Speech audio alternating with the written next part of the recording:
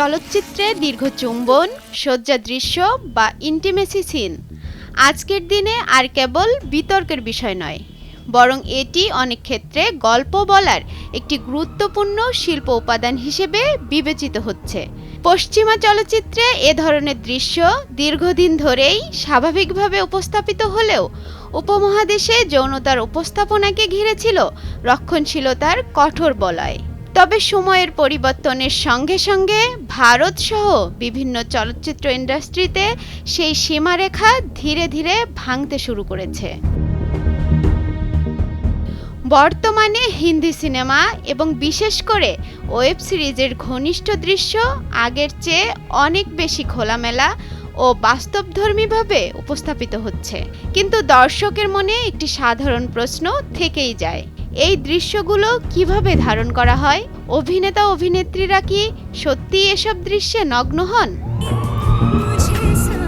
বাস্তবে পর্দায় যা দেখা যায় তার বেশিরভাগই সিনেমাটিক কৌশল ও নিরাপদ প্র্যাকটিসের ফল।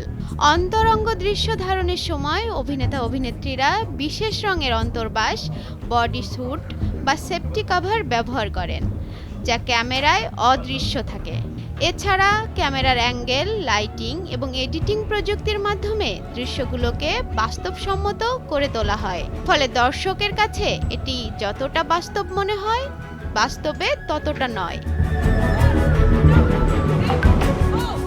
তবে এ ধরনের শুটিংয়ে এখন সবচেয়ে গুরুত্বপূর্ণ ভূমিকা পালন করেন ইন্টিমেসি কোঅর্ডিনেটর। অ্যাকশন দৃশ্যের জন্য যেমন স্টান্ট ডিরেক্টর, তেমনি অন্তরঙ্গ দৃশ্যের জন্য এই বিশেষজ্ঞ ব্যক্তি অভিনেতা অভিনেত্রীদের নিরাপত্তা ও মানসিক স্বাচ্ছন্দ্য নিশ্চিত করেন। তিনি শুটিংয়ের আগে দৃশ্যের সীমা, শারীরিক সংস্পর্শের ধরন এবং আরামদায়কতা নিয়ে বিস্তারিত আলোচনা করেন। ইন্টিমেসি কোঅর্ডিনেটররা অনেক সময় টুল বক্স ব্যবহার করেন, যেখানে থাকে সেফ ব্যারিয়ার, বিশেষ কভার এবং অন্যান্য সুরক্ষামূলক উপকরণ। তারা নিশ্চিত করেন যেন কোনোভাবেই অভিনেতা অভিনেত্রীদের ব্যক্তিগত সীমা অতিক্রম না হয়। পাশাপাশি সেটে অপ্রয়োজনীয় লোকের উপস্থিতিও সীমিত রাখা হয়। বর্তমান সময়ে চলচ্চিত্র নির্মাতারা বুঝতে পারছেন ঘনিষ্ঠ দৃশ্য শুধু সাহসী উপস্থাপন নয়, বরং এটি একটি দায়িত্বশীল প্রক্রিয়া। তাই নিরাপদ পরিবেশ, পারস্পরিক সম্মতি এবং পেশাদার সমন্বয়ই এখন এই ধরনের দৃশ্যের মূল ভিত্তি হয়ে উঠেছে।